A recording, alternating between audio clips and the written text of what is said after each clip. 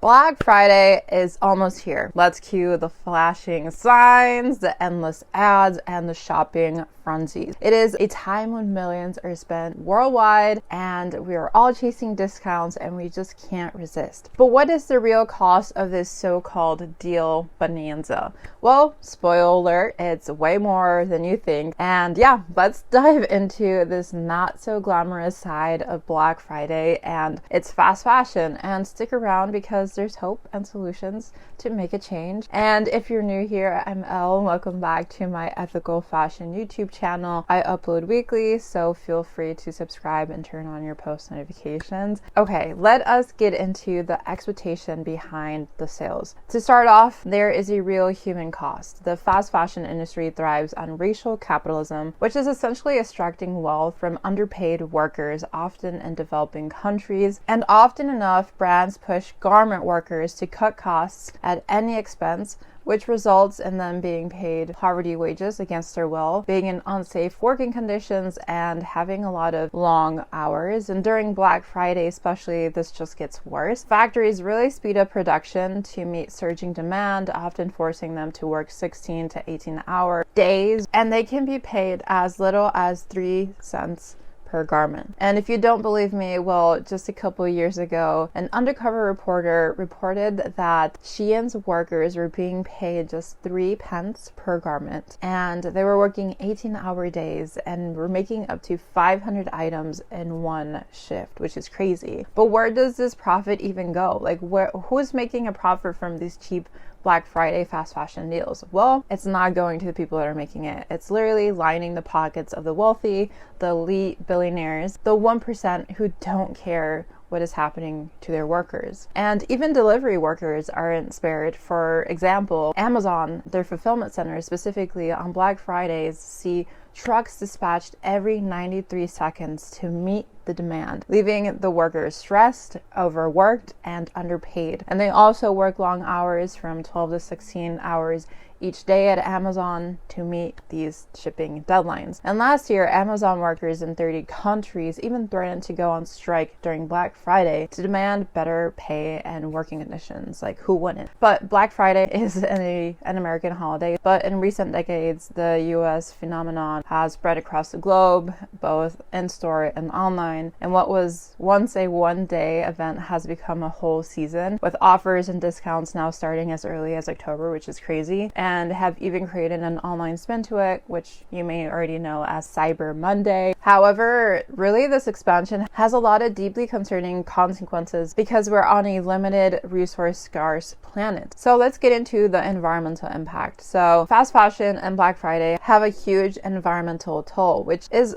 honestly massive. Fast fashion is already one of the most polluting industries in the world. So Black Friday only just makes it worse. It ramps things up. And overconsumption is something that we're increasingly seeing because of Black Friday. So let's get into the numbers so you have a little bit more context. So every year, the global fashion industry generates enough clothing to fill landfills by the second. So there's literal garbage trucks full of clothing being dumped every second. And these garments are mostly made from fossil fuel materials like polyester and nylon, and they only break down after 100 years. 100 years. So our parents' 80s and 90s fast fashion pieces aren't even close to dissolving. And shipping, it contributes to 3 to 4% of global carbon emissions, a number that's projected to skyrocket as consumer demand grows. To all of this, there are returns from Black Friday purchases, where 15% is sent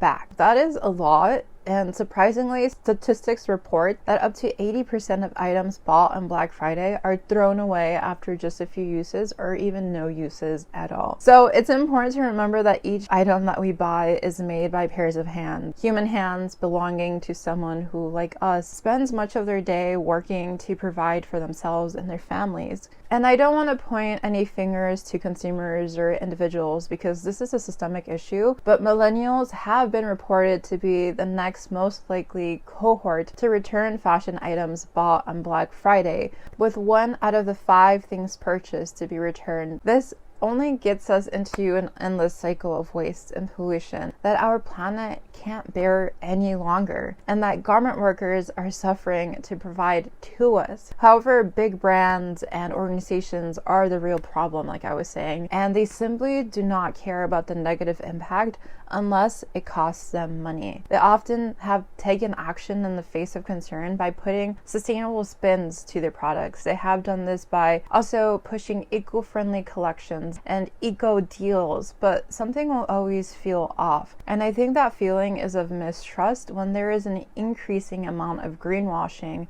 around these sales. So I would recommend you do your research to really encourage that you take on sustainable and ethical dimensions of these sales. A great resource is looking at Good on You, which is a directory of a lot of fashion brands and how well they're doing. So now let's take a look at overconsumption by looking at the hidden costs of these deals. Honestly, what I feel is that Black Friday is designed to manipulate us into overbuying, because if you ever notice how those 80% deals just make you feel like you need the fifth sweater you don't really need, studies show that most of these items that we end up buying just sit unworn in our closets or just tossed after a few uses. And there have even been reports that say that we only wear pieces 7 times before we get rid of them. And the results are that they end up in thrift stores and landfills, and the workers in the global south bear the burden of our textile waste. It's a brutal cycle where no one really wins, except of course corporations. But the subliminal hidden cost is the hyper focus on materialism versus relationships. So what I mean by this is that Black Friday seekers may make trade-offs of where to place their time on Thanksgiving night. Some may even forego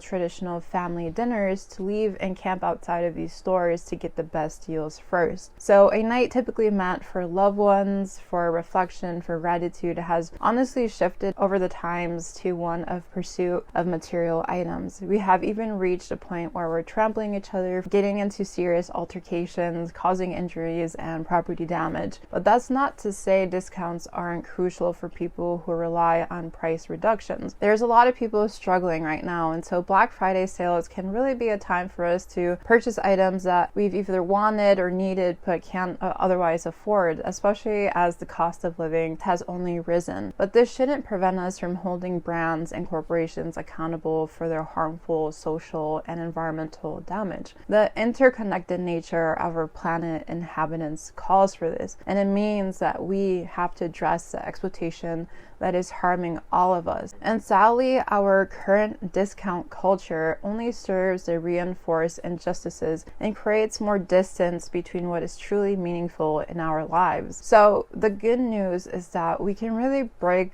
this cycle. We don't have to fall into doom and gloom, because we can fix this broken system and we can provide solutions going forward, and that requires dreams. Like, we have to know what matters, and we have to understand that we make a difference. We can always choose to shop secondhand or support local artisans. We can thrift, we can upcycle, which are really great ways of finding and creating unique pieces without contributing to overproduction. And we don't have to buy from fast fashion brands. That's our choice to make, but if you can't afford sustainable or artisanal goods, that's just something that we have to grapple with. But we can always try. We can always try to support slow fashion. We can try to buy less, buy better. We can invest in durable pieces that we love and want to wear for years and years to come. And this is needed more than ever when the average person buys 60% more clothing than in 2000s, but it lasts half as long. And it's kind of wild to think that half of people's wardrobes go unworn each year. And third, we can also repair. You don't have to buy, again, anything at all during the holiday season. We can also try to reorganize our closet, make sure we know what's in there,